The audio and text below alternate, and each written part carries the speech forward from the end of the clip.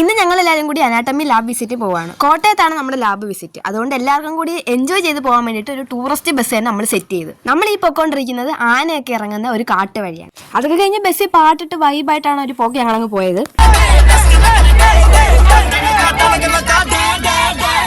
ഈ കിടന്ന് അറുമാദിക്കുന്നത് ഒരു സ്റ്റുഡന്റ് അല്ല, ഇത്രയും പിള്ളേരെ പഠിപ്പിക്കുന്ന ഒരു മിസ്സാണ്.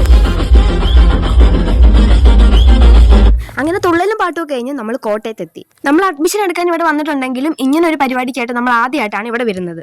ഇവിടെ എത്തി എല്ലാവരും ലാബ് വിസിറ്റ് കാണാനായിട്ട് വെയിറ്റ് ചെയ്ത് നിൽക്കുകയാണ്. അവിടെ ചെന്ന് ഞങ്ങളെ ആദ്യം കൊണ്ടുപോയത് ബോൺസ് ഒക്കെ പരിചയപ്പെടുത്താനാണ്. പിന്നെ ആ ക്ലാസ് ഒക്കെ കഴിഞ്ഞ് ഞങ്ങൾ നേരെ ഓർഗൻസ് കാണിച്ച്. ഓർഗൻസിന്റെ ഒന്നും ക്ലിപ്പ് ഒന്നും എടുക്കാൻ പറ്റിയിട്ടുണ്ടായിരുന്നില്ല. പിന്നെ ഈ കിടക്കുന്ന സാധനമാണ് ശവം, അതായത് കടാവർ.